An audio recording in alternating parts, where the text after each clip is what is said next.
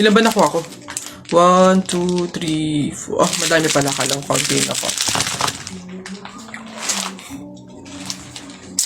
Masarap yung kape, pero kailangan ko ng ibang drink, syempre. Kaya, buti nakakuha ko din. Ay, shucks! Hindi grapes yung nakuha ko. Ba yun? Okay na nga yun. Masarap nung kape, pero feel ko kulang to. Buti na lang nakakuha ko ng madami sa kanila. Hindi naman nila iinumin lahat, hindi naman ubos yung lahat eh. Ganyan. Madami ako.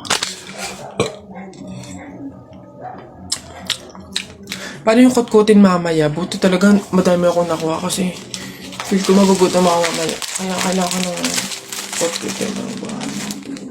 Madami-dami din tong mani. Teacher, may tanong po ako sa'yo kung talagang matalino ka sa math. Ay nako, Tutoy, bata ka pa mapapahiya ka na. Kaya nga math teacher mahusay sa math. Ano ba yung tanong mo? Halimbawa, teacher, meron akong 30 pesos. Tapos, bumili ako ng hamburger. 18 pesos isa. O, ilan yung sukli ko? Diyos ko, Tutoy, napakadali. 30 pesos minus 18. O, edi 12. 12 pesos ang sukli mo. Ah, mali, teacher. Ha? Bakit? Paano mali? 2 pesos lang sukli ko. 20 lang kaya binayad ko. May nakita ka bang 30 pesos na buo? Bola. Talaga ba? Boboy, ang dami mo namang pogs. Sana all. Oo nga, panis. 2 dangkal na oh. Siyempre, mga bulok kayo. Magaling ako makipaglaban sa pogs eh. Hello, Boboy. Hello, Tep. Hello, Tikya. Uy, Jepoy! Uy, Jepoy, may ganito ka karaming pogs. O ano, wala, panis. Wala, Boboy eh. Eto lang sa akin. Yan lang pala pogs mo eh. Tara, laban na lang, ano. Ilan pogs taya mo? Lahat na to. O sa'yo, Boboy, ilan? Lahat na lang din to. Panigurado naman, ikaw matatalo eh. O, lahat na din to. Sure ka dyan, Boboy ah. Oo nga, tadyak ka. Bilisan mo na, tumira ka na. Okay.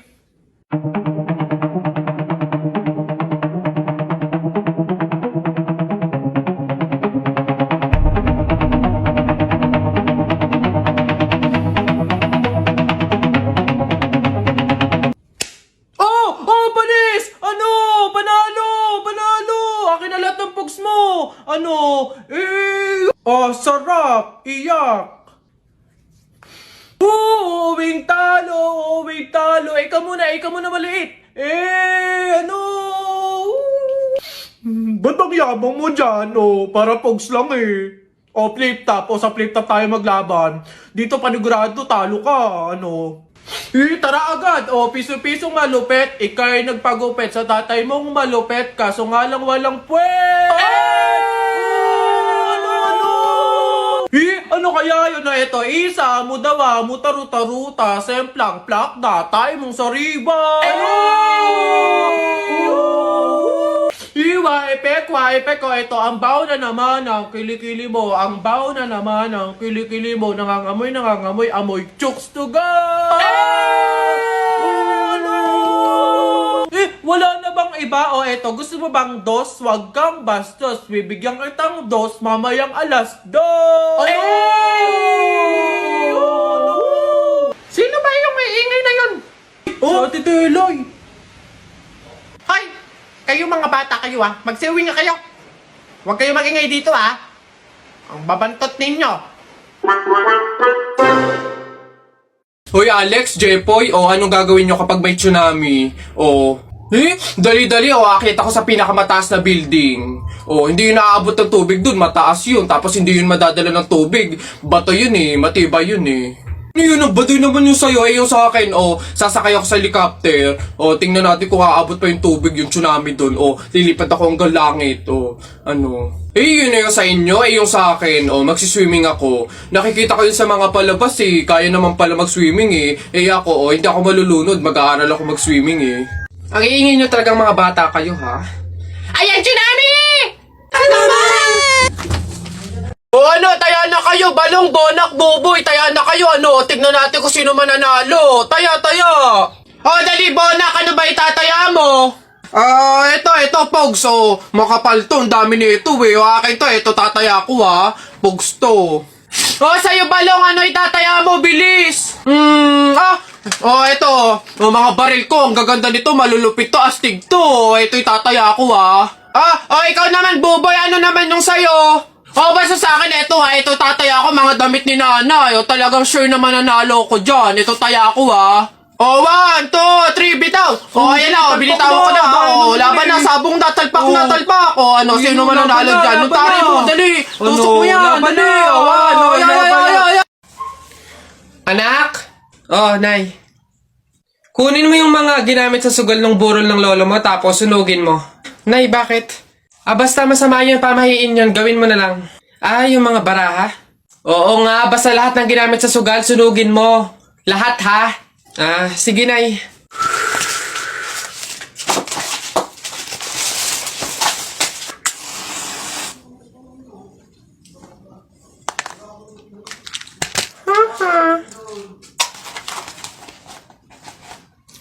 Nasaan yung mga pera dito? Yung mga pinanalo pong pera dun sa sugal ng burol. Sinunog ko na rin po na kasi sabi nyo nga po sunugin ko yung mga ginamit sa sugal eh. Ha? Bakit mo sinunog? Anak. Ay, Nay. Bakit? May hawak bang pera sa kabaong yung lolo mo? Wala po, Nay. Bakit po? Ay, lagyan mo. Pamahiin kasi yun na dapat may hawak na pera sa kabaong yung namatay. Pinakapamasahin niya na kasi yun sa langit. Sige po, Nay. Ay. Ito po, lo. Pamasahin niyo sa langit. Ingat.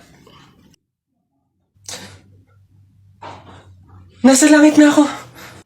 Ay, opo, Tay. Kasi sinunod po ng pamilya niyo yung pamahiin na dapat may hawak kayong pera sa kabaong para may pamasahe kayo dito sa langit. Ganun ba? Naku, Teka, 1,000 yung binigay sa akin. Nasa yung sukle? Ibigay nyo sa akin, ano to? Dayaan to, ha? Akin na. Ano na?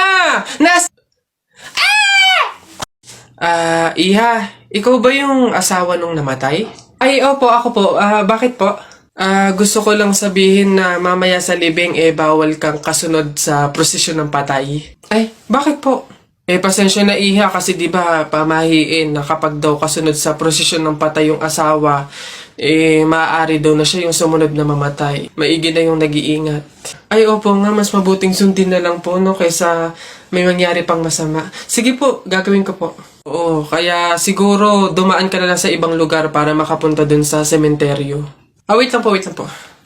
Hello ate! Hello, bakit? Ano ba, nasan ka na? Ililibing na tong asawa mo pasensya na ka mo kasi may sinunod pa akong pamahiin na dapat dumaan muna ako sa ibang lugar para makapuntang sementeryo. Hintayin ka mo ako dyan mga 4 hours. Basta mga pare, ganito ang plano ha. Kapag andun na tayo sa mga inasal, isang PM1 na only rice lang yung o-orderin natin. Isa lang ha. Tapos PM2 na hindi naman only rice. Makakatipid na tayo nun guys kasi doon sa order na only rice tayo, hihingi ng mga kanin. G? Okay? G. Good day mga sir. Excuse me, order kami, no? PM1 isa na only rice, tapos PM2 na hindi naman only rice, 3. Hoy kayo. Sinong maloloko nyo, ha? Wala na kayong maloloko dito. Alam na namin yung mga strategy nyo.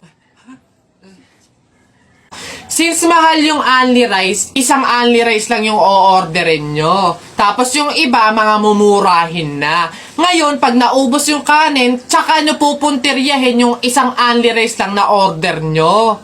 Bubulos kayo ng bubulos, iisa lang naman yung in-order nyo only rice. Sinong maloloko nyo? Hindi. Simula ngayong araw na to, hindi na mangyayari yung ginagawa nyo ganyan. Kung sino lang yung umorder ng only rice, siya lang yung kakain ng madaming kanin. Ay, bawal ba yun? Oo, bawal na nga. Ngayon, kaya wag na kayong magtangkang magdaya-daya dyan mga abutan ng kanin nyo na yan dahil pababantayan ko kayo. Pasok!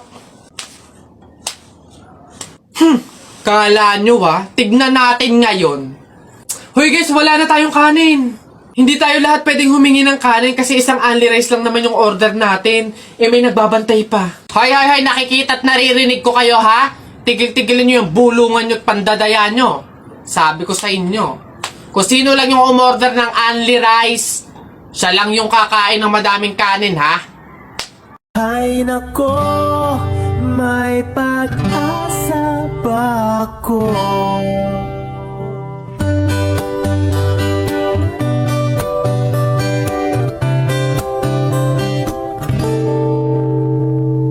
Bakit pagkasama kay nahihiyan? Di naman ako ganito pag may kasamang iba. Di mo lang okay na. Oras di ko napapansin pagka-text ka na. Magka-insomnia na makausap ka lang. Mahal na kaya kita. Ay nako, may pag-asa ba ako? Sabihin mo ako'y maghihintay sa'yo. Ay nako, may pag-asa ba ako? Sabihin mo sa'kin kung trip mo rin ako. Trip mo ba ako?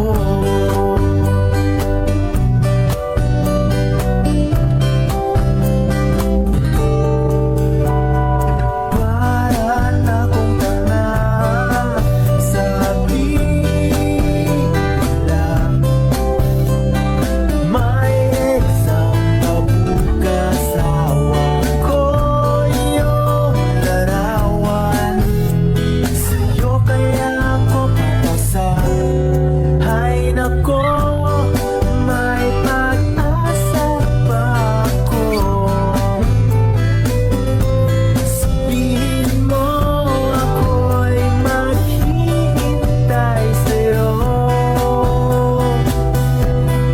Ay nako, may pag-asa ba ako?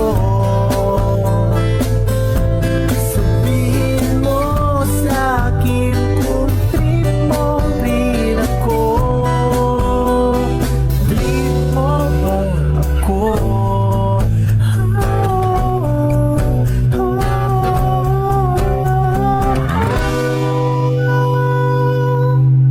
Ay nako, may pag-asa ba ako?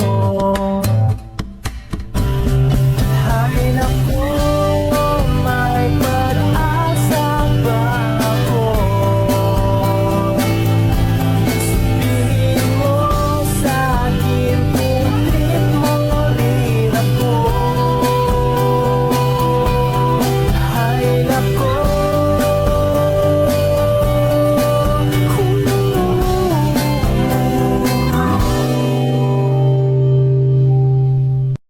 Talaga kapag talaga nagkaroon ng zombie dito sa Pilipinas, takting yan. Pupunta talaga ako sa mga 7-Eleven para hindi ako mamamatay doon. Madami akong kakainin doon, hindi ako magugutom. Ako talaga malupit yun. Magpapanggap akong zombie.